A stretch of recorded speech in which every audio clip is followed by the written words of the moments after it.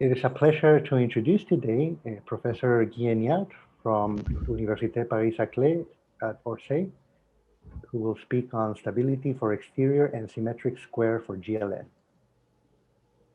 So thank you, Luis, for the introduction, and thank you to the organizers for the kind invitation. It's good to be back to Valparaiso, even virtually. Next time, I hope I'll be there in person with every one of you. So my title is on stability for exterior and symmetric square for GLN.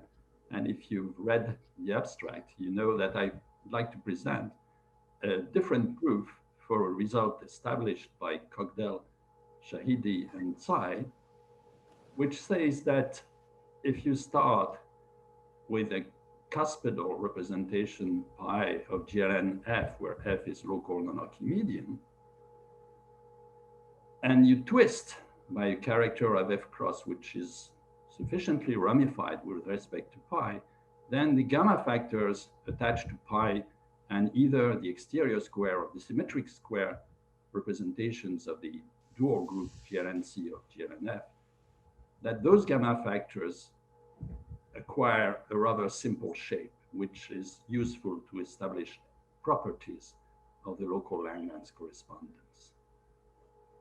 So the proof by Cogdell, Shahidi, and Tsai was mostly local, and I'd like to present a proof which is based on the well-known local global or global local method, which was there at the start of class field theory, at the start of the theory of the local fields and automorphic forms.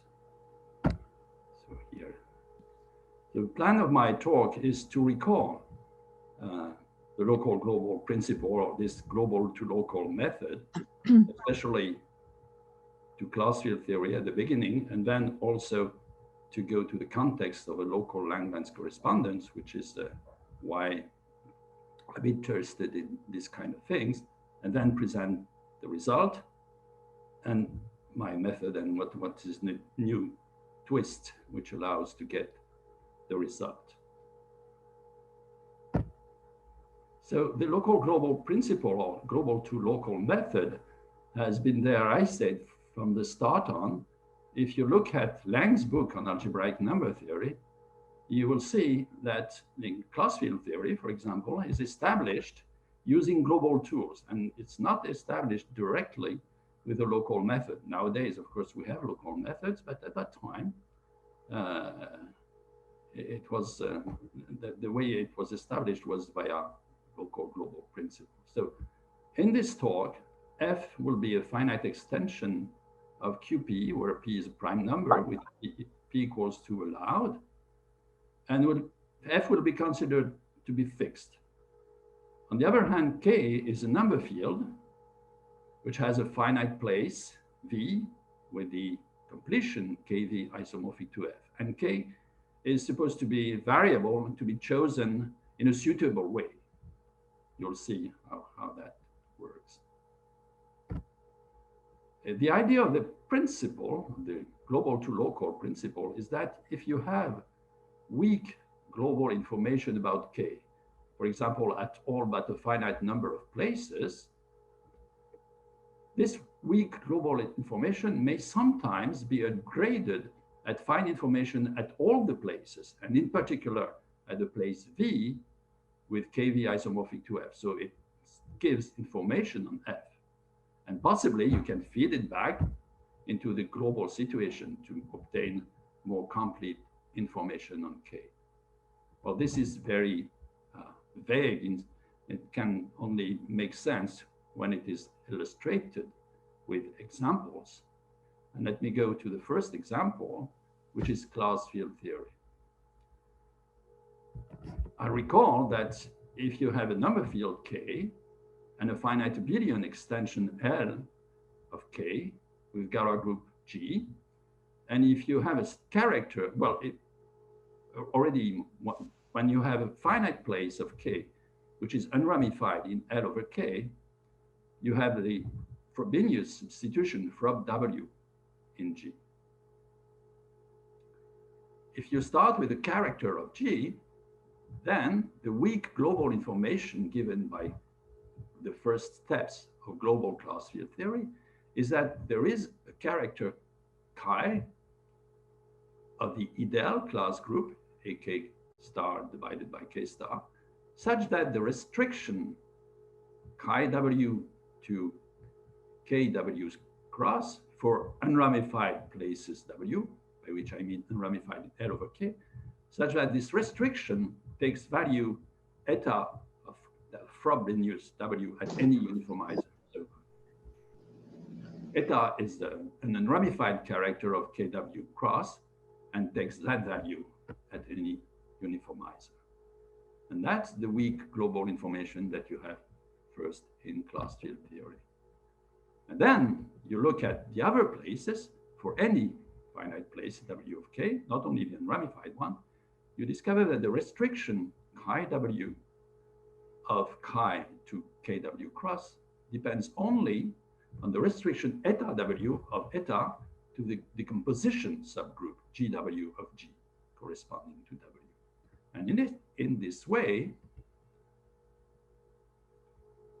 you get local class field theory by starting with a finite abelian extension E of F. You lift it to global extension L of K as before, say with the same Galois group. And then you can associate to a character of Galois E over F, a character of Galois L over K, then a global character of E del class group of K, and then a local character of F cross using the previous process. And then you prove, which is not so easy, that moreover, this character of F cross does not depend on the choice of K, nor on the way you lift the abelian extension. So then to a character of Galois E over F, you have attached a finite order character of F cross, and this is the content of class field theory. And of course, if you plug it back to the global situation, you find that the correspondence which associates chi to eta is compatible with the local correspondence at every finite place. There is also compatibility at infinite place, which I will not go into now. Well, a vast generalization of the class field theory is given by the local Langlands correspondence for GLN, which I will abbreviate by LLC. For that, it's easier to choose an algebraic closure of F and call WF its veil group. It's better to use this variant WF of the Galois group of F bar over F if F bar is the algebraic closure. And the correspondence is really a bijection between two sets, one on the Galois side and one on the side of representations of GLN. And it concerns all positive integers n. You have the set G0 of n of isomorphism classes of irreducible representations of WF of dimension n. So all my representations will be complex, only over complex numbers today. Next year, if I go to Valparaiso, I may talk about something else. So an A0 of n is the set of isomorphism classes of cuspidal representations of GLNF. By cuspidal, I mean they are first irreducible and smooth and then cuspidal. By the way, I forgot to say, but the representations of WF have to be continuous. So the image of the inertia group is finite. It's a kind of very strong continuity property. So the local Langlands correspondence is, first it was established by Michael Harris and Richard Taylor at the turn of the century, and it gives a canonical bijection, as it had been conjectured by Langlands, of G0 of n onto A0 of n, or of course the reciprocal bijection in the other direction, such that for n equals 1, it is the bijection from characters of WF to characters of F cross, which I sketched above before, the bijection given by class field theory. To be able to use it, one has to upgrade a little bit that bijection between two slightly larger sets. G of n is made out of Veil-Delin representations of WF. So not only does one allow reducible representation of WF, but semi-simple representation of WF. But also one has to plug in an extra parameter, which is a nilpotent operator on the representation space. That's on the one hand, on the Galois side. And on the GLN side, we consider all smooth irreducible representations of GLN-F, of course, up to isomorphism as previously. For example, the nilpotent operator is there to account for the existence of a Steinberg representation of GLN-F, or the generalized Steinberg representation. So, but anyway, this using the Langlands parameters, the Langlands classification or Zelivinsky classifications for smooth irreducible representations of GLN, one gets a bijection from J0, from J of n to A of n, extending the bijection from J0 of n to A0 of n, simply using that a smooth irreducible representation of GLN-F appears in a representation which is parabolically induced from a Levy subgroup of a parabolic subgroup. That's the easy part. But there is an example which would be important after, is that if you start with unramified character chi1, chi-n of F cross, and you call eta 1, eta n the corresponding characters of the Veil group, the unramified too, then you can form on the Galois side the direct sum, eta 1 plus eta n, with a trivial nilpotent operator. And then what it corresponds to that representation of WF is the unramified component of the induced principal series representation, which you obtain by considering chi1 tensor chi-n as a character of the diagonal subgroup of GLN-F, extended to the upper triangular subgroup, and then inducing all the way up to GLN-F. Then you get a representation of GLN-F, which has a unique unramified component, and this is the one corresponding to eta 1 plus eta n. Unramified means that it has a non-zero fixed vector under the group GLN-OF, where OF is the ring of integers of F. Now, of course, I mean, I just said that you have a canonical bijection. This has no meaning unless I say something about how canonical it can be. And it turns out that there is a characterization of local Langlands correspondence, which I gave very long ago, by the preservations of invariant, which are really the main theme of this talk, invariants called the L and epsilon factors for pairs. So to express them, I have to take a pair of representations. So I have a Veil group representation or a Veil-Delin representation, sigma of dimension n. And you have the corresponding representation, smooth irreducible representation of GLN-F, which I call pi. And similarly, I take sigma prime, Veil group representation, Veil-Delin representation of dimension n prime corresponding to pi prime. Then there are a number of properties which are interesting in their own. First, the dual sigma star of sigma goes to the dual pi star of pi. In this setting, duals are of a called contragradient. Sigma is finite dimensional, and the dual is just the representation on the dual space of the representation sigma. Pi is smooth and irreducible, and the contragradient, or its dual, is really a representation of GLN-F on the space of smooth linear functionals on the space of pi. So it's a natural notion of duality in this setting. So it's compatible to duality. There is something which relates directly to class field theory, is that if you look at the central character omega pi, pi is smooth and irreducible. Schur's lemma is valid in this setting. And the center of GL and F is F cross. So the center of GL and F acts by scalars. And this gives you a character called omega pi of F cross attached to pi, which is called the central character.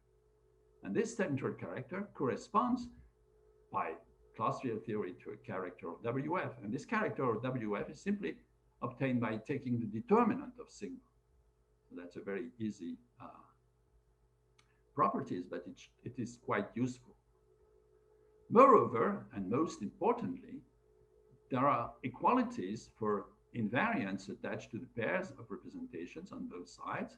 So the invariant L pi cross pi prime S is equal to in the invariant L sigma tensor sigma prime S. And similarly, for any non-trivial additive character psi of F, the root number of the epsilon factor epsilon pi cross pi prime S psi is equal to the root number epsilon sigma tensor sigma prime S psi. I'll say much more about those factors in another slide soon, but let me say the important thing here is that if you take all those properties together, allow n and n prime to vary, and you assume that for n equals to 1, the bijection is given by class field theory, then there is a unique family of bijection which has all these properties. So it's a way of characterization of the local Langlands conjecture. So if you want to construct the local Langlands conjecture, whatever the way you do it, if you prove that it has those properties, then it's unique, and it may have some further properties, as we'll see a bit later. So let me briefly comment on the proof by Harris and Taylor, which is also the basis of the proof that I would slightly simpler proof that I gave right afterwards, is to use, well, not surprisingly, the global to local method. So you choose a good number field K with KV at some place V isomorphic to F, and you see your given cuspidal representation pi of GL and F as the component at V of some well-chosen, again, cuspidal automorphic representation capital pi of GLN over the Adel of K. So that's similar to the fact that you can lift in class field theory a character of the local Galois group to a character of a global Galois group. But here we start working on the other side, on the side of GLN. Now, if you choose well your situation, K and pi, then you can use the aladic cohomology of Shimura varieties, again, well-chosen Shimura varieties, and you can associate to pi a degree n representation, capital sigma, of the absolute Veil group of K. I have to choose an algebraic closure of K. If K is in Q bar, then I take Q bar, and I will denote by WK the absolute Veil group. And you can assert this association is in such a way that everything's fine at an ramified place. So at each finite place W of K, where the component pi W of capital pi is unramified, then sigma W, the restriction of sigma to the decomposition group at W, is also unramified and corresponds to pi W via the process I outlined before in the unramified situation. Well, if you have all those properties, you're fine. It suffices to prove the local Langlands correspondence. It suffices, as in class field theory, to see that if you now look at the place you're interested in, that is V, sigma V, you only have to prove that first, it depends only on the component of pi at the place V, and second, that it does give the desired correspondence, sigma corresponding to pi, and to prove that it does give the desired correspondence, one has to prove the required equalities, preservation of invariance for pair, both the L and epsilon factors for pair, that they are preserved in similar situations. So you have to take another pi prime corresponding to sigma prime and lift it to capital pi prime, etc., etc. Also, one problem is that you have to find enough situations, capital pi, capital sigma, to account for all pi. I said before that you have to choose your global situation properly, and that's not so easy. And moreover, there is a problem which, in general, the cohomology of Shimura varieties associates to capital pi not a complex representation of the Weil group, but an aladic representation of the Weil group, and this creates complication. Only complex representation of the Weil group can be used in the following reasoning. But before going into the more precise reasoning for the proof of the local Langlands correspondence, which will be the template for the proof of the result I want to present you, let me say that the global to local method also intervenes in the construction of both invariants, both the invariant on the Galois side and invariants of the GLN side. But maybe before, I cannot see the chat, so maybe there are questions. Is somebody watching the chat or? No, okay. If there are no questions so far, so yeah, we are looking at the chat. So either I'm very clear or everybody's sleeping already. That's fine. So let me say again that the global to local method is also involved in the construction of the factors on the Galois side. So the story goes like this. It's quite involved, in fact. So when n and n prime are equal to 1, then what you're considering on the Galois side is just characters sigma and sigma prime of WF, which correspond to characters pi and pi prime of F cross by our class field theory. Now the L and epsilon factor of the pair pi cross pi prime are given by those of the product pi pi prime, which is again a character of F cross. And the characters of the L and epsilon factors of the product pi pi prime are those given by Tate's thesis. So long ago, indeed. Well, 70 years ago, my God. So it turns out that if pi corresponds to sigma and pi prime correspond to sigma prime, then the L factor of pi pi prime is the same as the Artin L factor of sigma sigma prime. So a century ago now, defined by Artin. And so it turns out, of course, that the epsilon factors of pi pi prime is equal to the epsilon factor of sigma sigma prime. But that's by definition. Tate's thesis gives you the epsilon factor of pi pi prime, and you decide that it is equal to the epsilon factor of sigma sigma prime, compatibly with a class field theory by definition. Now, you have what you want. You have a definition in dimension 1. And you want a definition for any representation of WF, or even any Weyl-Lejeune representation of WF. Well, the L factor is easy to define. It's essentially the Artin L factor, as Artin defined it nearly a century ago, as I said. But the epsilon factor is defined by a rather intricate procedure. In fact, the epsilon factor is defined on virtual representations of WF. So you allow differences of two effective representations of WF, but the epsilon factor sends a direct sum to the product of the two epsilon factors of the summands. So you can define it nicely on the Grothendieck ring of WF. And on the Grothendieck ring of the WF, you use Brouwer's induction theorem, which says that any representation of WF can be obtained as a linear combination with integral coefficient of representations which are induced from degree 1 representation of extensions E over F.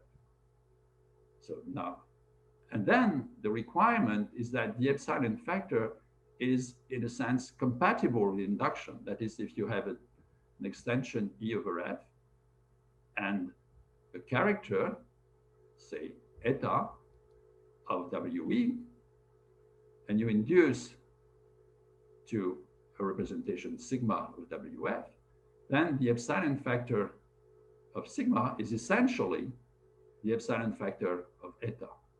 There is a slight twist. It's not exactly as I said, because this property of compatibility with induction is really true only if you consider degree 0 virtual representations. But anyway, there is a way to make a theory of epsilon factors compatible with class field theory, as in the definition above, and compatible with Brouwer's induction theory.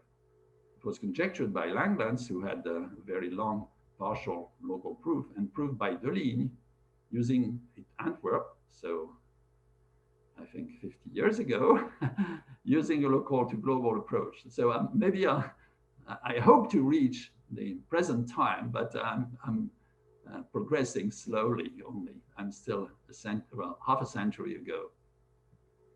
So Deligne uses for his global to local proof the first instance of what I call stability, which is actually Piatowski-Shapiro called it stability. My tendency would be to call it degeneracy, but then of course Piatowski-Shapiro is a big chief, so I cannot fight here. So stability says it's a kind of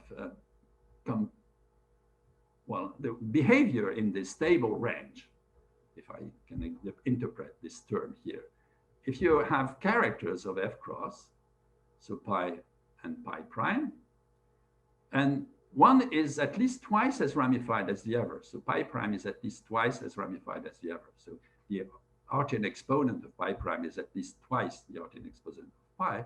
Then the epsilon factor for the product is essentially the epsilon factor for the more ramified character times something which is given by an easy formula. So pi is a character. You can evaluate it at some element f of f cross, and that element is given by pi prime in a very easy manner. It essentially describes the behavior of pi prime when you're close to the conductor. So that stability one was used by Deligne in his proof of the existence of epsilon factors on the Galois side. And in the 80s, Deligne and myself proved a property of stability for representations of the Weil group, and even Weil-Deligne representations if you want. And we've seen actually yesterday in Pacchetti's talk an instance of this property when he looked at the behavior of the eigenvalue of Epstein-Lehner involution, which is actually related to some epsilon factors. So it was a bit disguised, but not the precise result of it, because this was GL2, so this was known before. But here is the general result that Deligne and I had, is that for sigma, the n-dimensional Weil-Deligne representation of F, sigma prime and n-prime dimensional, with sigma prime at least twice as ramified as sigma. You have to be precise about what you mean, but this is not difficult. Then, well, the similar formula appears that the epsilon factor for the tensor product is equal to the epsilon factor of sigma prime to some power n, which is the dimension of sigma, which has to be there, times an easy factor, which is the valuation of determinant of sigma. Well, determinant of sigma is a character of WF. So determinant of sigma here rather means the character of F cross corresponding to the character of determinant of sigma, evaluated at some constant, which is similar to the constant above, at some constant C sigma prime, depending only on sigma prime. It's better to interpret it a bit differently. In other words, provided sigma prime is ramified enough, then the epsilon factor for the pair sigma tensor sigma prime depends only mildly on the first part of the pair, on sigma. It depends only through its determinant. So in particular, if you take sigma prime to be a ramified enough character of the Weil group, so you take sigma prime to have dimension 1, n prime is equal to 1, then epsilon of sigma tensor sigma prime is equal to epsilon of sigma 1 tensor sigma prime, where sigma 1 is a very simple representation. It's the determinant of sigma plus a bunch, well, n minus 1 copies of the trivial representation, which you can easily compute if you want. So provided you twist by a ramified enough character sigma prime of wk, then there is an easy formula for the epsilon factor for pairs. It turns out that the same, well, okay. It turns out that the same story works on the GLN side. To define factors, epsilon factors and F factors for pairs of representations of GLNF and GLN prime F, there are basically two methods. One was the Rankin-Zerberg convolution method of Jacquet, Piatowski, Shapiro, and Cholaika, which uses zeta integrals, a bit like Tate's thesis. And the other one is a global to local method initiated by Langlands and developed and studied by Shahidi, which is usually called the Langlands-Shahidi method, which I will outline afterwards. Anyway, they produce for a pair representation of representations pi of GLN F and pi prime of GLN prime F, L and epsilon factors for that pairs, which are in fact derived from a gamma factor, which has this form. So it's essentially the epsilon factor times a quotient of two L factors. And you can, if you know the gamma factor, if you know the epsilon factor and the L factors, you know the gamma factor, but conversely, it's possible to extract the L factor from the gamma factor. For example, if I didn't say, I should have said it, that the epsilon factor is always a monomial in p to the minus s, whereas the L factors are the form as all L factors, 1 over q to the p to the minus s, where q is some polynomial with constant term 1. So for example, if pi and pi prime are cuspidal, which is the main case we're interested in, then you have this gamma factor, and the L pi cross pi prime s is essentially given by the numerator of gamma considered as a rational function in p to the minus s. So the gamma factor are the basic invariants here.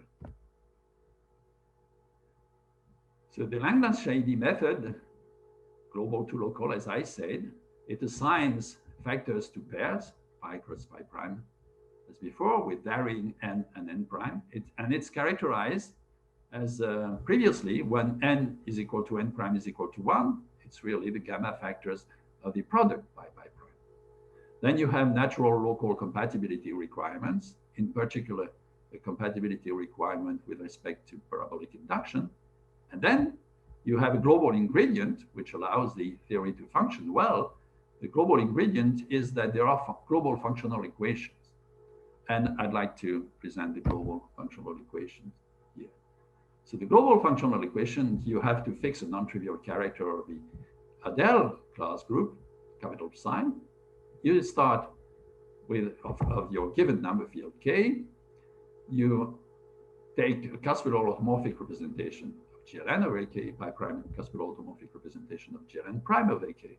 And you call T a finite set of places containing infinite one, outside of which both capital psi V, psi W, it's capital psi, sorry, there is a typo, pi W and pi prime W are unramified. Then pi W and pi prime W can be related to unramified representations of the corresponding local Weil group. So the L factor is defined compatibly with local class field theory, and the epsilon factor in that situation is just 1. And then the global situation the global functional equation, sorry, says that if you take the product over the good places of the L factor for pairs, it's essentially the product over the good places of the L factors for the dual, with S going to 1 minus S, times a bunch of correction factors over the bad places, which are the gamma factors. And if you impose all those conditions, then you have a unique way of defining gamma factor, hence of extracting L and epsilon factors for pairs. I must stress, though, that there are also local formulas for the gamma factors, which are given by local intertwining operators and the theory of what Shahidi calls local coefficients. So there are local formulas you can work with. And Shahidi also proved that when U is an infinite place, the gamma factors are compatible with class field theory, or rather with local Langlands correspondence, which was devised by Langlands. So if at an infinite place, pi u corresponds to sigma u and pi prime u corresponds to sigma prime u, then the gamma factor of pi u cross pi prime u is the gamma factor of sigma u tensor sigma prime u. So that's all fine at infinite place, and you using the procedure to construct the local Langlands correspondence, you would like to prove that it's all fine for your given finite place V, having chosen nice situation K, V, reflecting what you want at F. Now, I'm ready to go back to the proof LLC, which I started sketching. Suppose that you have a global pair, pi, pi prime, just as in the previous slide, but you also have corresponding representations, sigma and sigma prime of WK, complex ones. Then you have a functional equation, which I've just written for pi, pi prime. But if you have complex representation of sigma, and for sigma and sigma prime, you have an analogous functional equation for the Galois representation, sigma tensor sigma prime. And it's completely parallel.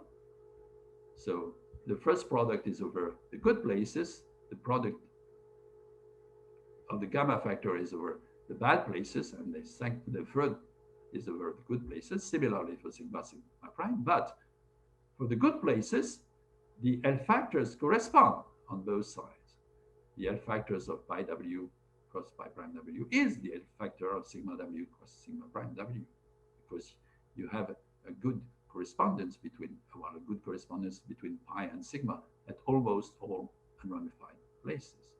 So you can simplify the two sides of the equation, and you find that the product over the bad places of the correction factor, those gamma factors, is the same on both sides. So, and what you want is start with this equality here and say, well, but I'm interested only in one place V, which is among the places U. So I want to extract from the equality of two products here an equality at the unique place V. And here is the second result of stability, which takes place on the GLN side, which is due to Jacquet, Piatowski, Shapiro, and Shalaika, which says that, again, if you start with two representations, pi of GLNF, pi prime of GLN prime F, and you twist, say, pi or pi prime, it would give the same result. With a ramified enough character of F cross, then the gamma factor behaves well in the sense that it's the same if you replace pi by a principal series induced by a character omega 111, where omega is the central character of pi prime of pi. And similarly, you do the same for pi prime. So you replace pi prime with rho prime, a principal series. And that factor for rho and rho prime is easy to compute. So by the way, I mean, one should put the parenthesis outside chi composed with that. It's chi composed with that multiplied by pi. You twist pi with chi composed with that. And similarly, you twist rho by chi composed with that. Now, if you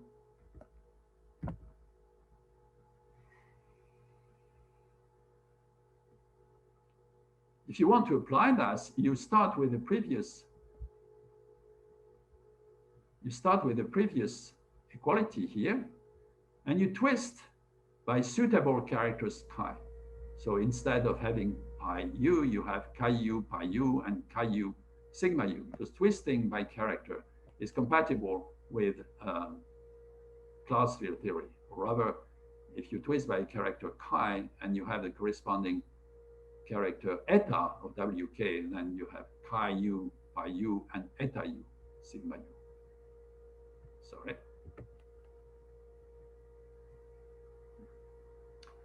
Now, you are allowed to twist by any character chi.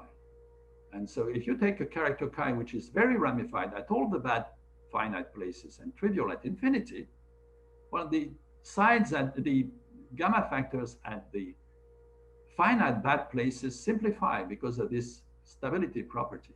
They depend only on the central character and the determinant on the Galois side, and they simplify. So you get that you have equality of the product over infinite places. But if you have equality with the product over infinite places and you have equality with the product over T, then you also have equality with the product over finite places in T. And then you can just start again.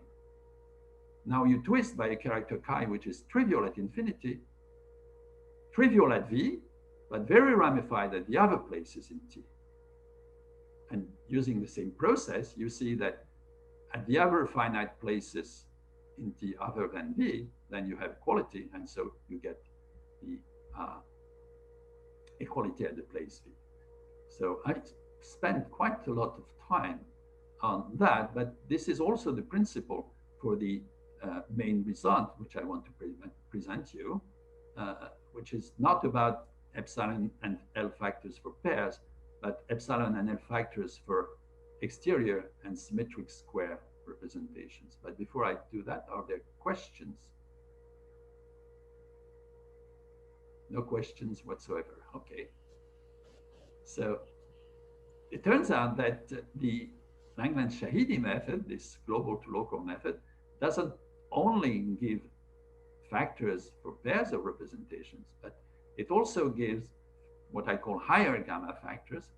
So if you have just one representation, say pi of GLNF, smooth and irreducible, but you have some well-chosen algebraic representations R of the L group GLNC of GLNF, then you may associate gamma factors and then L and epsilon factors to that. That works not for all algebraic representations R of GLNC.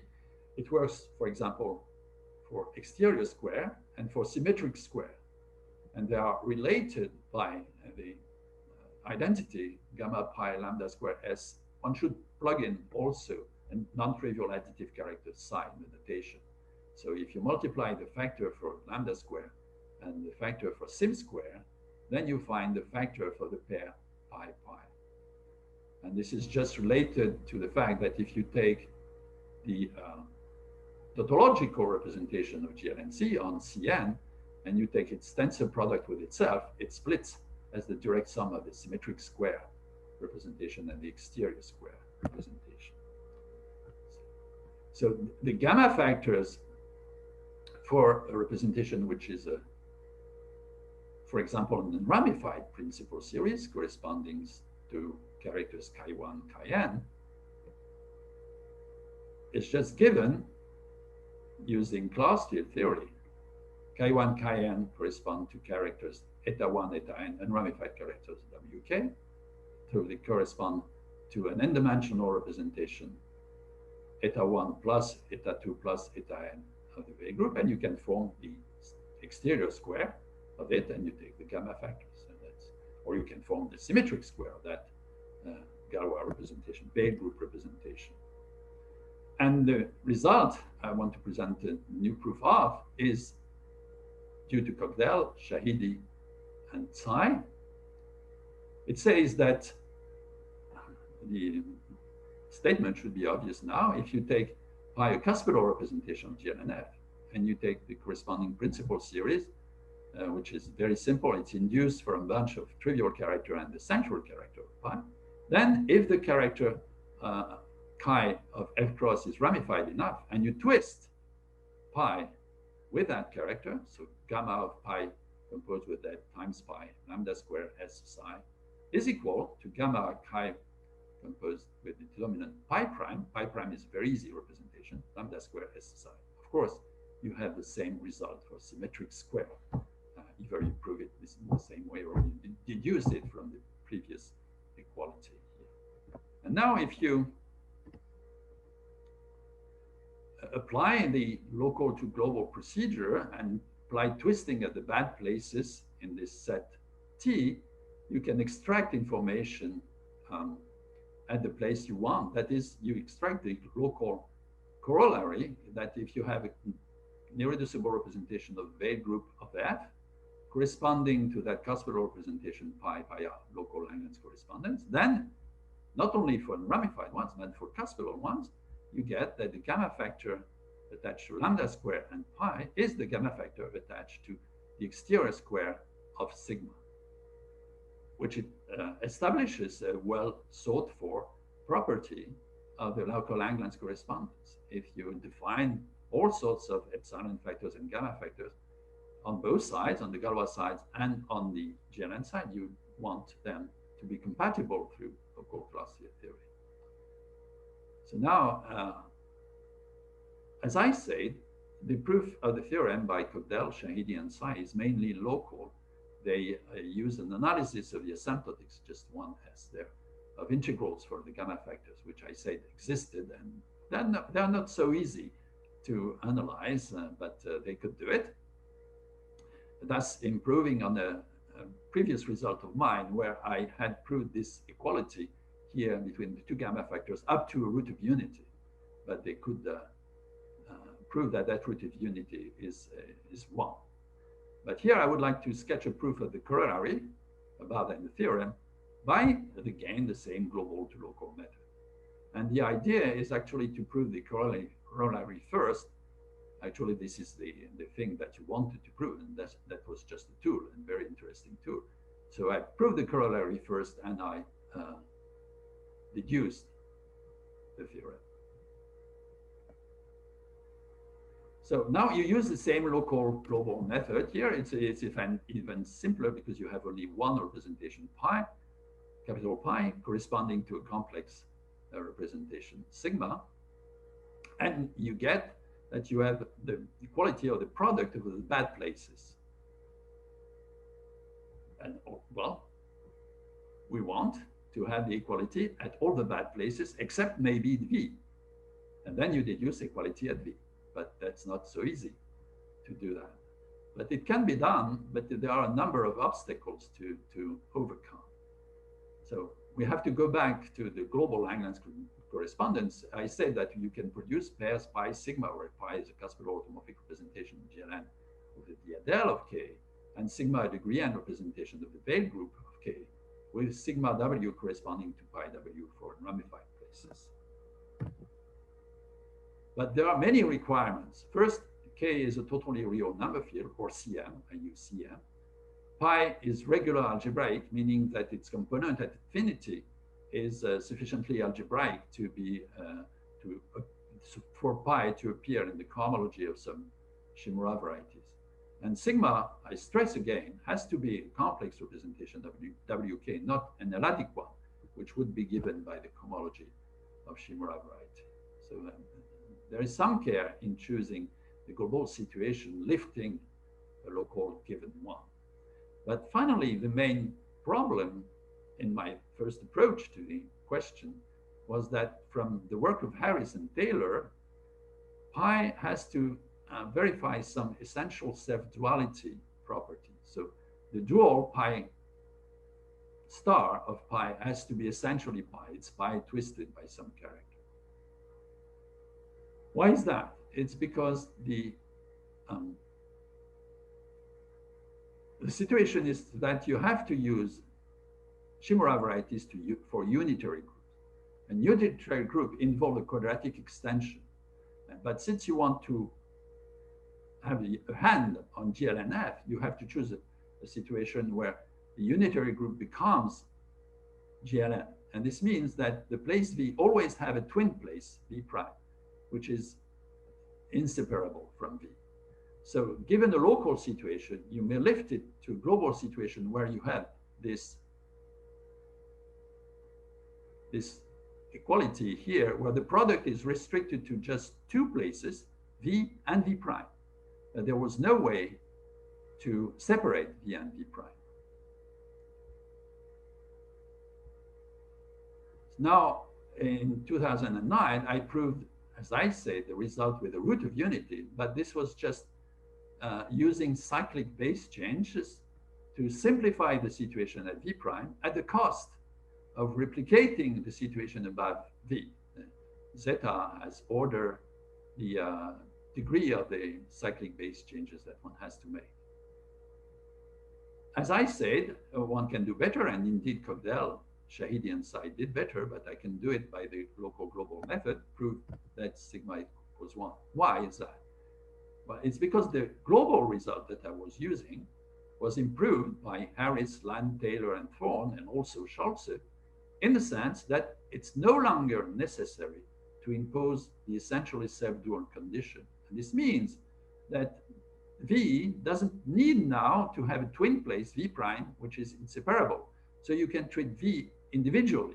And finally, using the exact same process, you reduce the product to U equals V and you have the equality you want. Of course, and you have quite a number of technical details in choosing the proper global setting to lift your local situation, but I spare you those details. I've already extended my time, so I thank you for your attention and wish you, well, good end of the year as possible.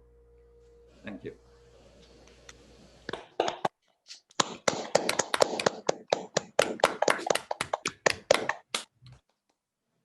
There might be questions now. Yeah, question?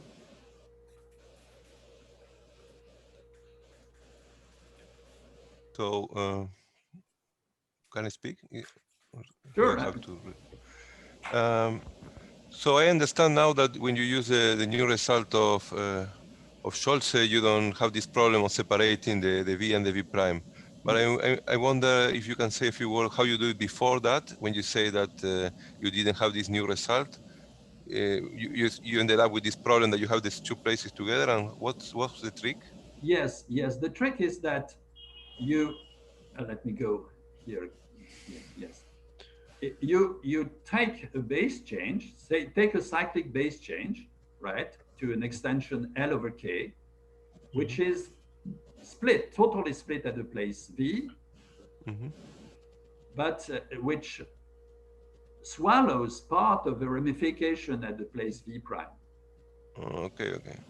So if it's totally split at the place V, then you look at over L, and then you have a bunch of characters, the number of degree, and you have a power, whereas on the other side, the situation is slightly simplified on the side of V prime.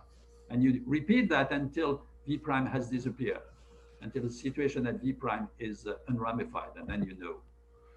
And you're comparing gamma factor in this process of base changing in the bottom and in the top field. There's some relation between the two. You have to go up and down. Yes, but that's rather easy. You use the induction restriction process. Okay, so you have that formulas that relate the values up and down. You're absolutely right, but that's rather simple. And then this root of unity comes from this fact that you have now n copies when n is the degree of the extension of your V on top of your V, because it's totally split.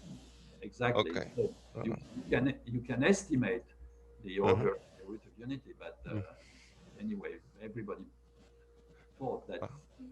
And now if we go to this new result, I guess, I don't remember exactly the technical result of Harris, Land, Taylor, but I guess what they prove is not only that you have the construction of the Galois representation, but they prove that it's compatible with local Langlands. That's what you need. Indeed, one needs compatibility with local Langlands. So it's proved in the result, right? Yes. They prove compatibility with local. Okay. Absolutely, yes, sure. Okay, great, thank you. You're welcome. Another question?